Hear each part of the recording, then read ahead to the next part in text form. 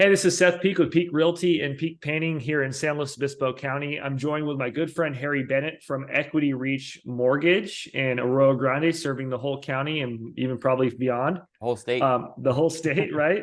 So we're going to be jumping on here to provide some value, some insight, a little peek behind the curtain of the real estate and lending world. And today we're going to be talking about the 5 things you need to have in mind or have ready for your lender when you're looking to buy a home. Perhaps you've never done the process before, or maybe you haven't done it in a while.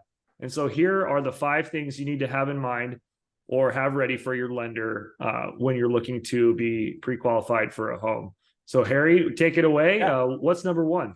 Yeah. So, really important is what you want to start doing is getting organized early on in that process, because the lender is going to require and ask a whole bunch of documents. And the reason why that they're asking all these documents, and it seems a little bit,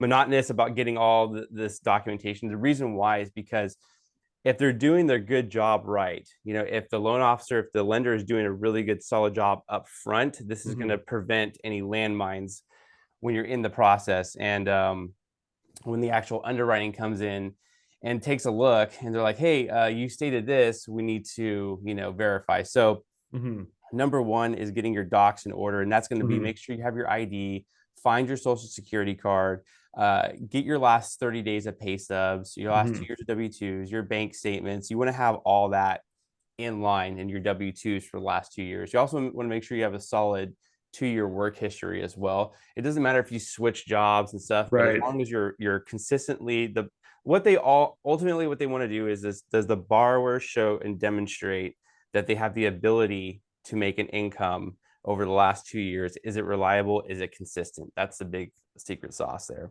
The next one is going to be your credit report.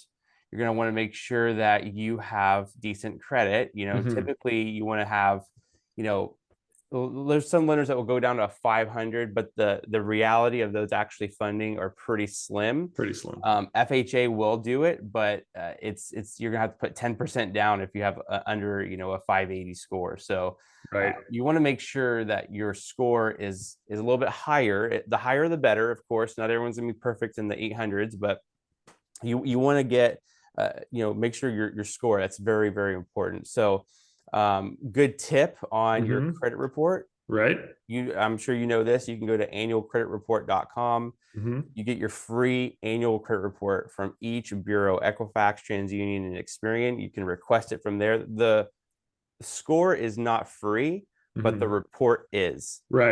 So I would encourage everyone to jump on there and at least get their free annual credit report. Yeah, it'll let you know where your deficiencies are, maybe where certain accounts that are open, or maybe you were unaware that you still had a collections account or something, but it won't let you know the number, correct? Correct. They're going to try to, they want to sell you their service, obviously. So if you wanted to purchase a score, you can. Their score and our score are going to be different because we pull a mortgage credit report.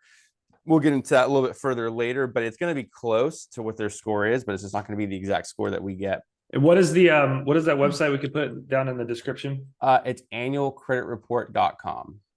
Oh, that's pretty easy. It'll say like they're the only one that's federally recognized to give out and issue a free credit report. So that's very important. Check that. Next is that you're really going to want to make your budget, right? Just because a lender approves you for an X amount does not mean you should spend that amount. So there's a big difference between what I see on a credit report to what your whole picture in reality looks like. We're not including Charter, we're not including Verizon, we're not including your weekly date night thing, right? So keep that in mind. It's very important. So you want to make sure. I always ask my clients, like, hey, where is your max mortgage payment? And then they tell me, and then I also say, well, hey, I have that, and I'm going to see what that is, because they usually want to know what they can get approved for anyways. So I give them the other number, which is what they can get approved for. And people don't always realize when you're doing that. I've done it myself with my budget. You start to go through all the line items of what you spend money on, and even streaming services add up to $100 sometimes. And you're thinking to yourself, oh, it's cheaper than cable, but it's not. It's auto payments. Yeah, exactly. Auto payments, right. The next is going to be very important is do not incur any new debts, right? Especially if you're doing a pre-approval, or if you're in escrow, do not go and get any new debts right now. This is super important because that's not being calculated yet. So the day that they pull your credit, Right. at that point, that's all we see. If you go and get a new car payment, maybe your old car, you're like, hey, I'm gonna swap it out and get this new car, and it maybe your payment only went up $200. Yeah. Right? We weren't accounting for that when we did that pre-approval. So that makes things change, especially if the DTI ratio is tight. So that's one big one, is do not get any new debts. If you're releasing your social security card and you have a pre-approval out, you want to call your loan officer and just be like, hey, I'm releasing my social security card, and they're probably going to tell you don't do it. Right. And then the last I put down here is probably one of the most important, is pick your team, right? Yeah.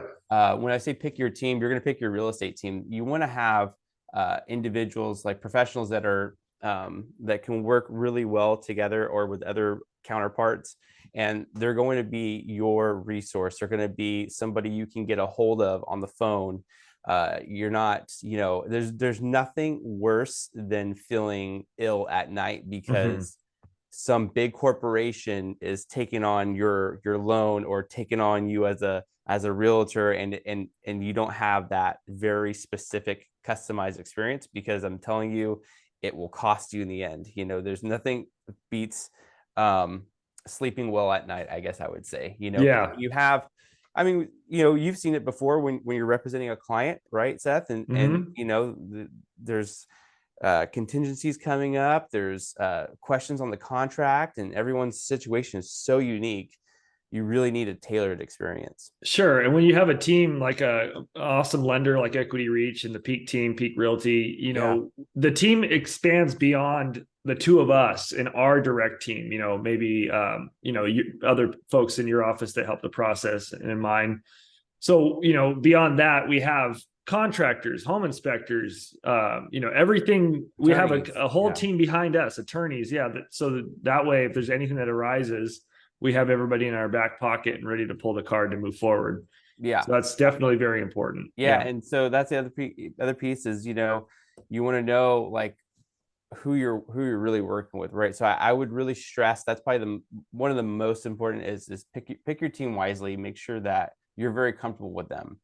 Yeah. And definitely, like, correct me if I'm wrong too, but this is the 5 things the most important things to consider. It doesn't necessarily have to be in this order. Sometimes people, you pick the team first because you want to work with this person and that person, and then you make everything like fit into that picture. But definitely the team is super crucial. It's really important. Yeah. And I'll end it with obviously, if you have a realtor team that's committed and putting out content like this, and that shows that level of commitment, from a realtor side, right, representing real estate. So obviously, Peak team is definitely highly recommended because it shows that level of commitment and professionalism. So, well, I appreciate it, Harry. It's likewise, definitely. It's always great working with you guys. I'm going to recap here. Number 1, organize your docs, get your docs in order. Number 2, your credit report and annualcreditreport.com. Number 3, what's your budget? What's your home life budget? What's your budget for the house? How much do you need to shave off of your streaming, your shopping sprees, all that? Number 4, don't incur new debt before or during your approval process or during even escrow. Number 5 is to pick your real estate team, pick your lender, pick your real estate team, pick your realtor, and they'll have their awesome teams to back them up. And I know we do for sure. And I know you guys do as well. But Harry, I really appreciate you coming on this week and recording this video. We look forward to our next series with you. And stoked. Thanks again. Having me, man. Yeah, absolutely. Bye. All right, see you.